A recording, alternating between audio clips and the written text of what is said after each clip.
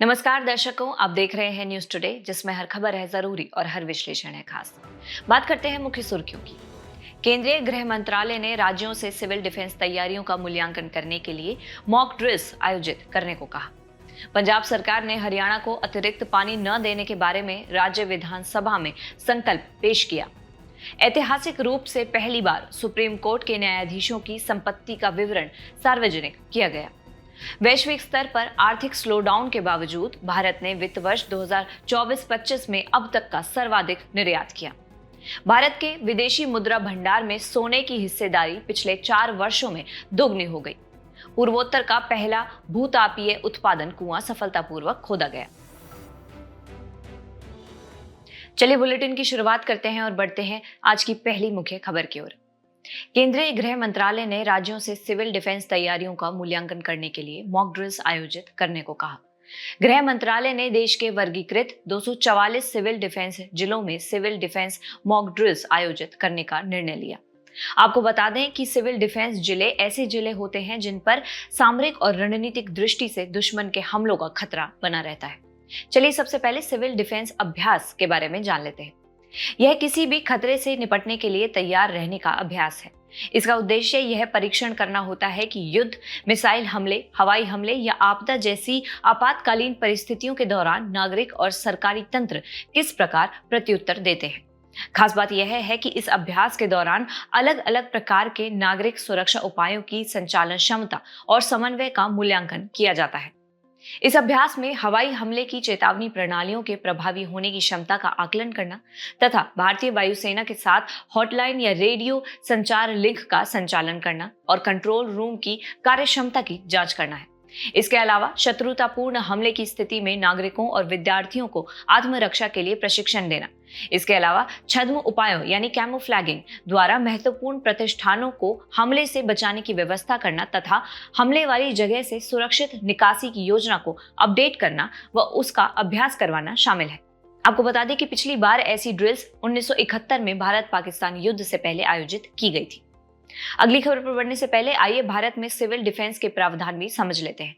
बात करें नागरिक सुरक्षा अधिनियम 1968 की, तो यह अधिनियम भारत चीन युद्ध 1962 और भारत पाक युद्ध 1965 के बाद लागू किया गया था। यह वायु, भूमि, समुद्र या अन्य स्थानों से किसी भी प्रकार के शत्रुतापूर्ण हमले से जान माल, स्थान या वस्तु की सुरक्षा के उपायों का प्रावधान करता है। आपकी जानकारी के लिए बता दें कि इस अधिनियम में नागरिक सुरक्षा वाहिनी यानी सिविल डिफेंस कॉर्प्स के गठन और नागरिक सुरक्षा यानी सिविल डिफेंस के लिए नियम एवं कानून बनाने के प्रावधान किए गए हैं। पंजाब सरकार ने हरियाणा को अतिरिक्त पानी न देने के बारे में राज्य विधानसभा में संकल्प पेश किया। भाखड़ा ब्यास प्रबंधन बोर्ड यानी BBMB ने हरियाणा को 4500 क्यूसेक अतिरिक्त पानी देने का आदेश दिया है, जिसका पंजाब सरकार ने विरोध किया है। चलिए सबसे पहले भाखड़ा ब्यास प्रबंधन बोर्ड के बारे में बात करते हैं। इसे पहले भाखड़ा प्रबंधन बोर्ड के नाम से जाना जाता था। इसकी स्थापना पंजाब पुनर्गठन अधिनियम 1966 की धारा 79 के तहत की गई थी। इसका कार्य भाखड़ा नांगल परियोजना, ब्यास परियोजना इकाई 1 यानी ब्यास सतलुज लिंक परियोजना और ब्यास परियोजना इकाई 2 यानी पोंग बांध का प्रशासन, संचालन एवं रखरखाव करना है। साथ ही ये प्राधिकरण भाखड़ा, नांगल और ब्यास परियोजनाओं से पंजाब, हरियाणा, राजस्थान, हिमाचल प्रदेश, दिल्ली और चंडीगढ़ राज्यों को जल एवं विद्युत की आपूर्ति को विनियमित करता है। अब जल विनियमन के लिए तंत्र समझें तो सबसे पहला है संवैधानिक फ्रेमवर्क। इसमें राज्य सूची की प्रविष्टि 17 के तहत जल आपूर्ति, सिंचाई, नहरों, जल निकासी आदि से संबंधित मामलों पर राज्यों को अधिकार प्रदान किए गए हैं। दूसरा है संघ सूची की प्रविष्टि 56। ये अंतर्राज्यीय नदियों और नदी घाटियों के विनियमन एवं विकास से संबंधित है। और फिर है अनुच्छेद 262। संसद अंतर्राज्यीय नदी जल विवादों को सुलझाने के कानून बना सकती है। अब बात करें संसद के अधिनियम की, तो इसमें पहला है नदी बोर्ड अधिनियम 1956। केंद्र सरकार अधिसूचना के माध्यम से नदी बोर्डों का गठन कर सकती है। इन बोर्डों का कार्य राज्यों को अंतर्राज्यीय नदियों या नदी घाटियों के विनियमन एवं विकास के लिए सलाह प्रदान करना है। और दूसरा है अंतर्राज्यीय जल विवाद अधिनियम 1956। यह केंद्र सरकार को तब जल विवाद अधिकरण गठित करने का अधिकार देता है जब मुद्दे को वार्ता के माध्यम से हल नहीं किया जा सकता। ऐतिहासिक रूप से पहली बार सुप्रीम कोर्ट के न्यायाधीशों की संपत्ति का विवरण सार्वजनिक किया गया। सुप्रीम कोर्ट ने अपने न्यायाधीशों के लिए अपनी संपत्ति का विवरण सुप्रीम कोर्ट की वेबसाइट पर सार्वजनिक रूप से प्रकाशित करना अनिवार्य कर दिया है। 1 अप्रैल 2025 को सुप्रीम कोर्ट के सभी न्यायाधीशों ने संकल्प लिया था कि न्यायाधीशों को पदभार ग्रहण करने पर तथा जब भी किसी महत्वपूर्ण संपत्ति का अधिग्रहण किया जाए तो अपनी संपत्ति का विवरण भारत के मुख्य न्यायाधीश के समक्ष प्रस्तुत करना होगा। आपको बता दें कि लोक सेवकों और निर्वाचित प्रतिनिधियों के विपरीत न्यायाधीश कानूनी रूप से अपनी संपत्ति सार्वजनिक रूप से घोषित करने के लिए बाध्य नहीं है। हालांकि 1997 में सुप्रीम कोर्ट ने एक संकल्प अपनाया था कि न्यायाधीशों को अपने जीवन साथी और आश्रितों की संपत्ति सहित सभी संपत्तियों का विवरण मुख्य न्यायाधीश के समक्ष प्रस्तुत करना चाहिए। आपको बता दें कि 2009 में सुप्रीम कोर्ट ने स्वैच्छिक आधार पर अपनी वेबसाइट पर न्यायाधीशों की संपत्ति को प्रकाशित करने का संकल्प लिया था। इसके अलावा वर्तमान निर्णय 1997 में सुप्रीम कोर्ट द्वारा अपनाए गए न्यायिक जीवन के मूल्यों के पुनर्स्थापन यानी restatement of values of judicial life को दोहराता है। इसके तहत कुछ न्यायिक मानकों और सिद्धांतों को स्थापित किया गया है जिन्हें सुप्रीम कोर्ट एवं हाई कोर्ट्स के न्यायाधीशों को पालन करना चाहिए। अगली खबर पर बढ़ने से पहले आइए 1997 में अपनाए गए न्यायिक जीवन के मूल्यों का पुनर्स्थापन भी समझ लेते हैं। एक न्यायाधीश को ऐसा कोई भी कार्य करने से बचना चाहिए जो न्यायपालिका की विश्वसनीयता को कम करता हो तथा ऐसे मामलों की सुनवाई से स्वयं को अलग कर लेना चाहिए जिसमें न्यायाधीश के परिवार का कोई सदस्य या मित्र शामिल हो। इनके अलावा न्यायिक निर्णय से संबंधित राजनीतिक मामलों पर सार्वजनिक रूप से अपने विचार व्यक्त नहीं करना, परिवार और मित्रों के अलावा किसी से उपहार या आतिथ्य स्वीकार नहीं करना तथा किसी भी व्यापार या कारोबार में संलग्न नहीं होना और अपने पद से संबंधित कोई भी वित्तीय लाभ की अपेक्षा नहीं करना जब तक कि वह स्पष्ट रूप से उपलब्ध न हो।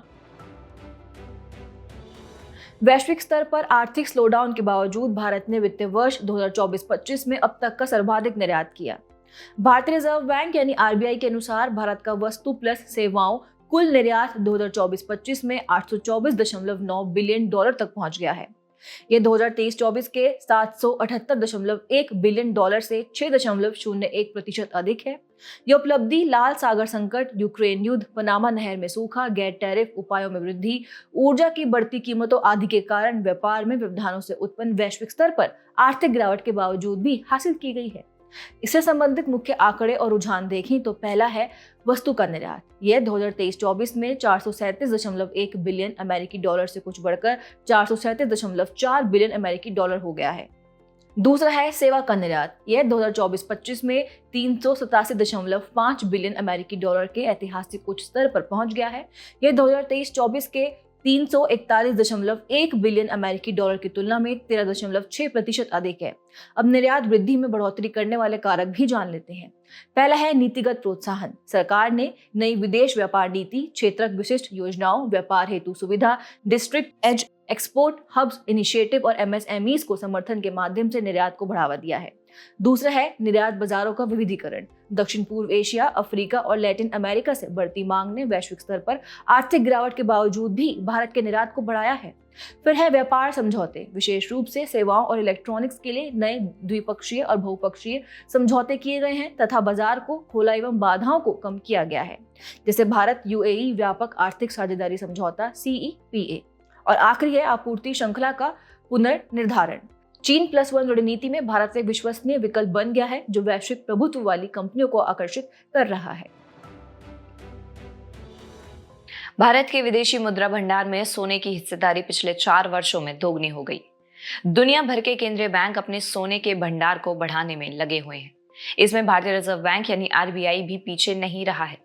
आरबीआई द्वारा खरीदारी की वजह से भारत के विदेशी मुद्रा भंडार में सोने की हिस्सेदारी 11.7% यानी 879.59 मीट्रिक टन हो गई है। भारत के सकल विदेशी मुद्रा भंडार यानी फॉरेन एक्सचेंज रिजर्व्स में आरबीआई के पास विदेशी मुद्रा परिसंपत्तियां, आरबीआई के पास सुरक्षित सोना, विशेष आहरण अधिकार यानी SDRs और अंतर्राष्ट्रीय मुद्रा कोष यानी IMF में रिजर्व पोजीशन शामिल है।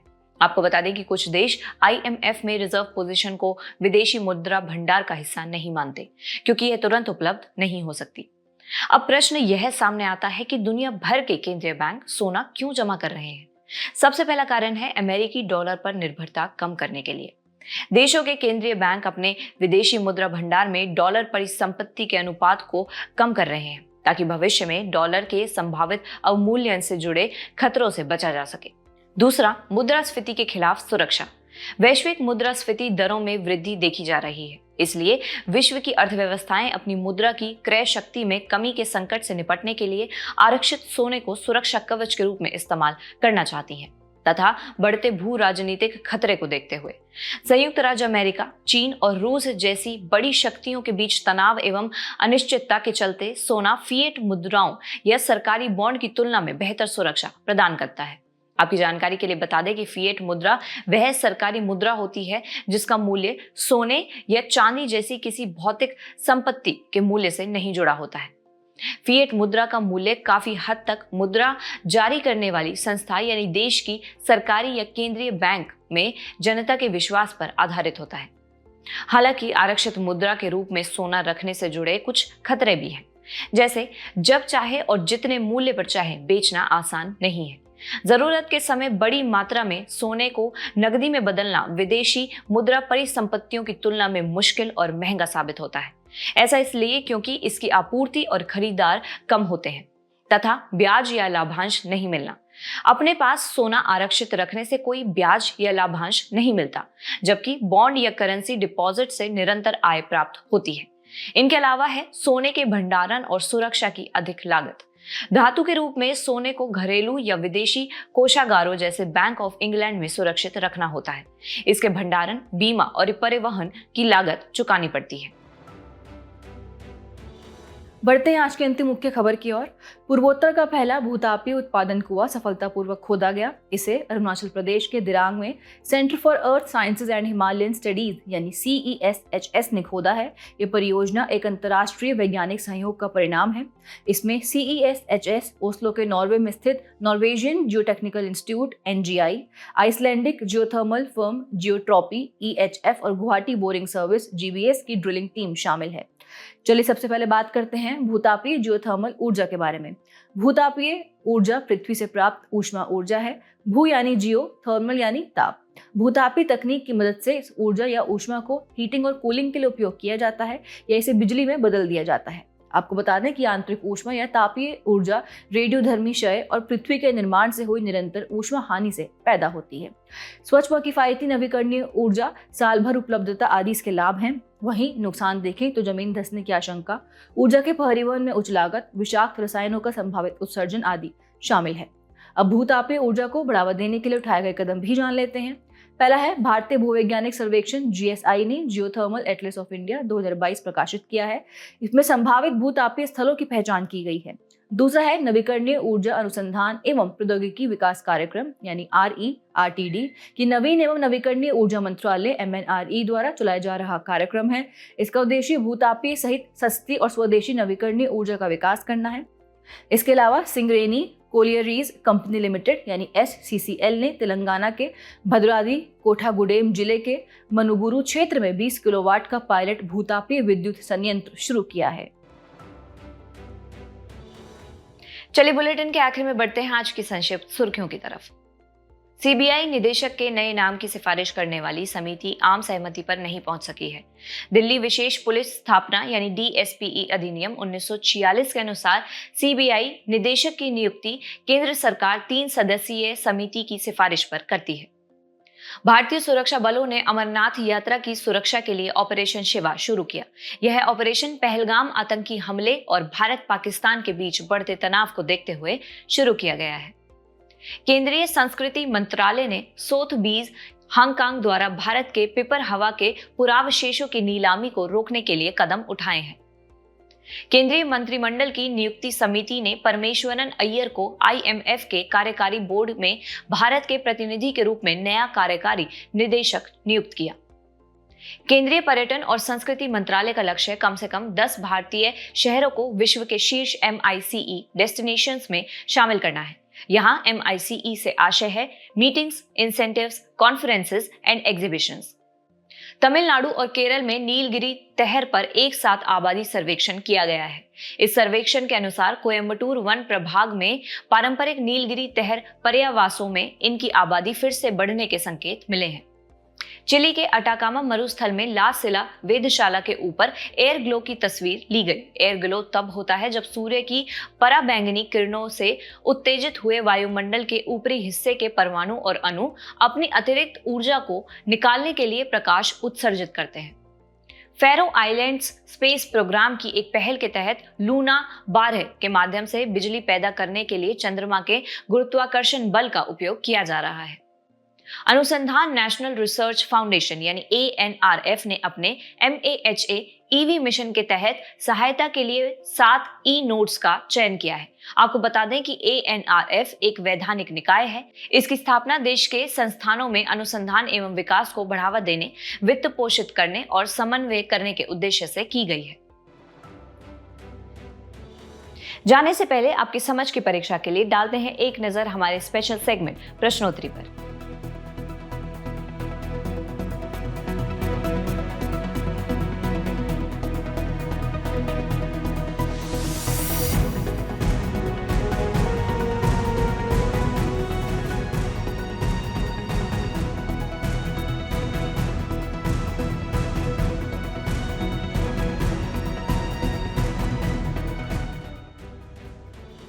हमसे जुड़ने के लिए आपका धन्यवाद। उम्मीद है न्यूज टुडे का यह बुलेटिन आपको पसंद आया होगा। न्यूज टुडे की PDF को डाउनलोड करने के लिए और आज की क्विज के उत्तर के लिए डिस्क्रिप्शन में दिए गए लिंक्स पर क्लिक कीजिए।